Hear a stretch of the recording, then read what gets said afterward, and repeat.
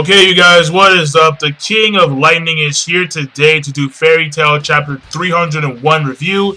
Now, before I get started, I do want to say that this review is going to be nice, chill, and mellow because I have a cold right now, and I am a human being, and you know my throat it kills. All right, like I'm not gonna lie to you. Like if I were to laugh or do some stupid shit, like yeah, my throat hurts.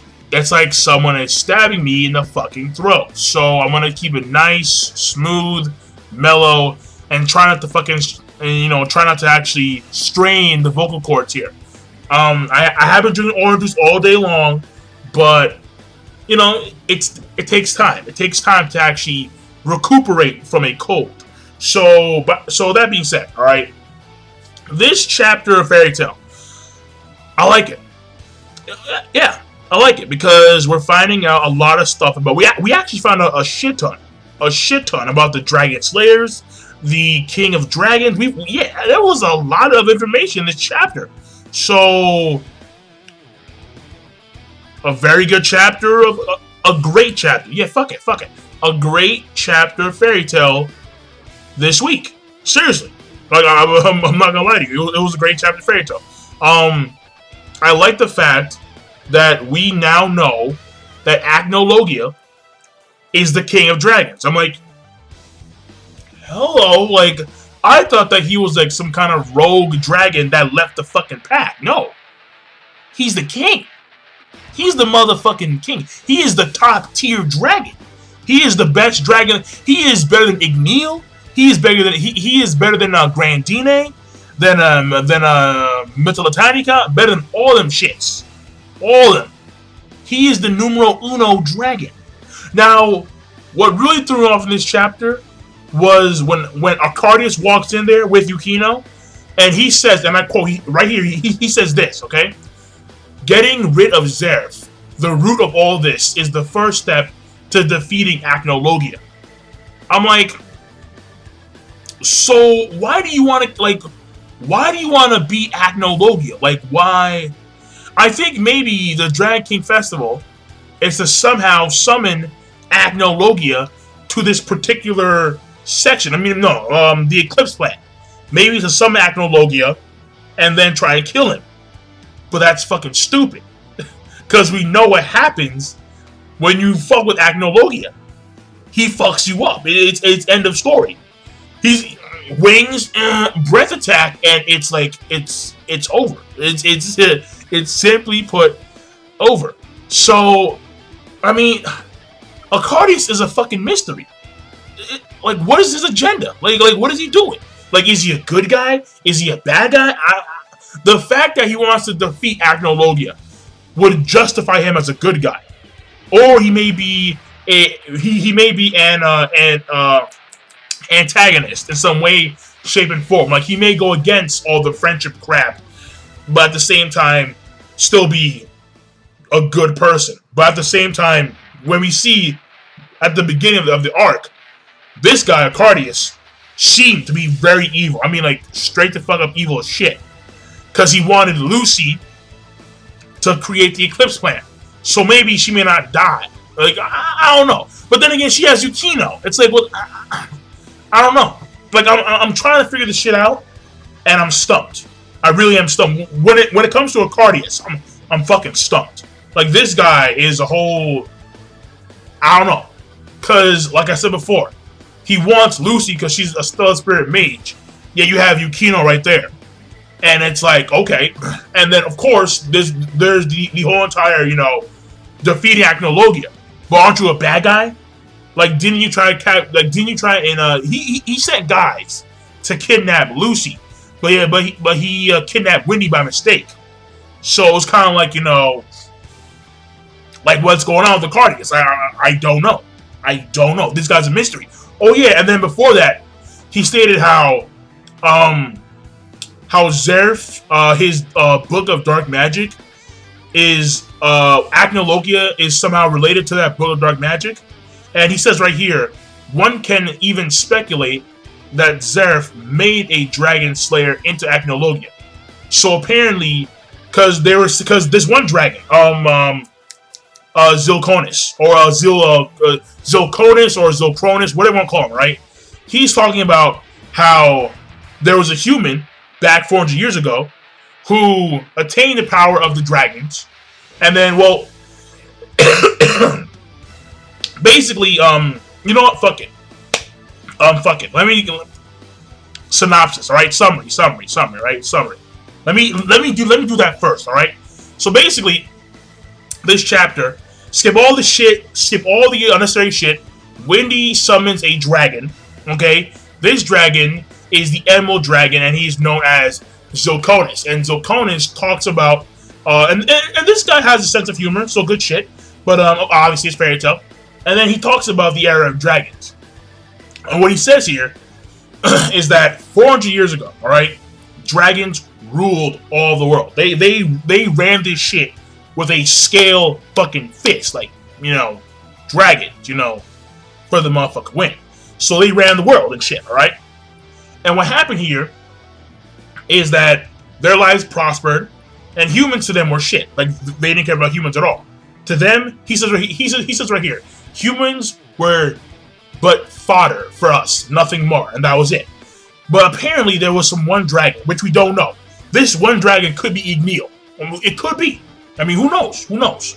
But apparently, because this one dragon is not, you know, we know who Agnar Logia is, all right? Now, at first, I thought that this one dragon was the king of dragons, but later we found out that this human, you know, fuck it, all right? So, continue, shit, goddammit. So, this one dragon wanted to go against the whole entire rules of treating humans like shit, and he wanted the humans and dragons to live in harmony. This apparently broke out into a civil war, where on one side we have the dragons who wanted to just simply eat the humans and call them snacks, food. At the same time, we have the other dragons who want harmony and peace with the humans. Now, if it was me personally, I'll be on the fucking side where we'd be like, fuck it, eat the humans. Why? Because we're dragons. Fuck the humans. If I was a dragon, but I'm not a dragon, I'm a human. Duh. No shit. Fuck.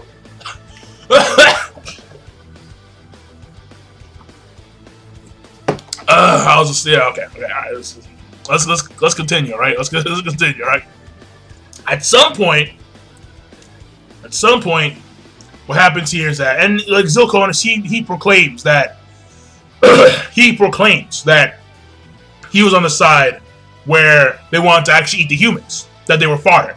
Now, what happens here is that he says that there was a change in the whole entire war because there was a stalemate.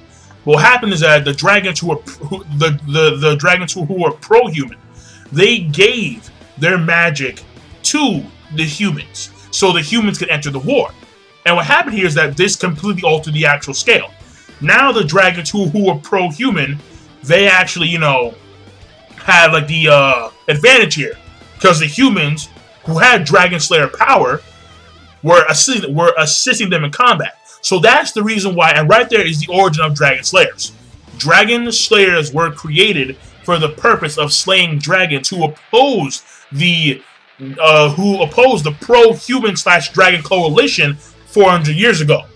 And what happened was that the bones that are in this cave are all from dragons who were against this coalition, and they died by the hands of Dragon Slayers. Now, what happens here is that there was one miscalculation. Of course, obviously, there's always one miscalculation. Duh. But this is a big-ass miscalculation. Big-ass. Oh, yeah. What happened here is that there was one Dragon Slayer who had too much fucking power. And apparently, he killed not only the dragons who opposed the coalition, but the dragons who also sided with it. He killed dragons, period. He didn't matter. He enjoyed killing dragons, and thus he did so. And he apparently was bathed in the blood of dragons, and he killed so many dragons and used so much Dragon Slayer power that he actually turned into a dragon himself. It says right here that this man whose name will not be mentioned, this man slayed many dragons and continued to bathe in their blood until this man's skin itself became scales. His teeth became fangs. His form itself became that of a dragon. So this kind of proves half of my theory, because I stated in a video, in a in a discussion video, I stated that dragons may become humans, and humans, if they use Dragon Slayer magic too much, if they're Dragon Slayers, they themselves may become dragons. This proves the second part of my theory correct. Dragon Slayers, when they use a lot of their Dragon Slayer magic, can actually become dragons themselves. Why is that? Because we see them, when they use Dragon Force, they attain like scales and teeth and all, and yada yada yada. So that's why I said that. And lo and behold, Zilconis, the Emerald Dragon, thank you for proving my ass right. Halfway, at least halfway. Now what happens here is that this dragon, he became a dragon. Well, no, this human became a dragon. And what he says here is that, the dragons in the cave were actually slain by that one person, that one guy. So it wasn't just a bunch of Dragon Slayers, that one Dragon Slayer who became a dragon slayed all those dragons in the cave. And apparently he states right here that the man was both human and dragon. No, the man was both human and the dragon's king. So he had so much power that this man actually became the Dragon King. And this was the war that gave birth to the King of Dragons. Hence the Dragon King Festival. So the Dragon King Festival is not a fucking, like an actual festival of dragons and humans. It is actually the war itself. The war itself is known as the Dragon King Festival because the end result of the war is Acnologia. Acnologia is the end result. That shit's hot. That's fire. That is literally fire. And then we see Acnologia. This king's name was Acnologia. Being a dragon, also bears the wings of darkness, yada yada yada, not really important. So clearly, and the thing here is that what I find so strange is that Acnologia, he himself never talked.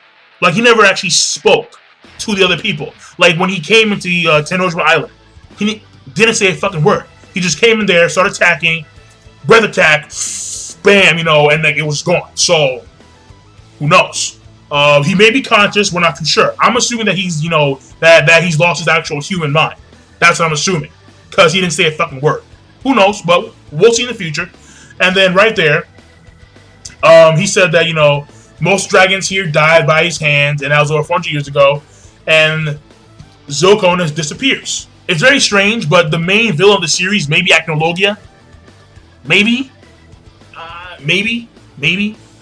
Either Acnologia or Zeref. Because Zeref may have created Acnologia, but at the same time, Acnologia is like the dark king of all dragons. So it's kind of like, like which to choose, I'm not too sure. But as of right now, Acnologia may be the primary villain of the series, because Acnologia is the Dragon King who was created from the war that occurred 400 years ago, also known as the Dragon King, also known as the Dragon King Festival. So I'm not too sure. But overall, this chapter, it was a great chapter. A lot of info. I respect that. So, and you know what, Joten, you were absolutely right, bro. You were absolutely right. The best chapters of Fairy Tail are the dialogue-heavy chapters, without a doubt, bro. Oh my god, it's like ignore the tits, ignore the ass, ignore the fighting. If a chapter is just dialogue-heavy in Fairy Tail, it winds up being a good or great chapter for some strange reason. So, well, whatever, I like it. So, this chapter, a great chapter of Fairy Tail, and I will see you guys later. Be sure to rate, comment, and subscribe as always. And I'm signing out. Peace. Have a nice day.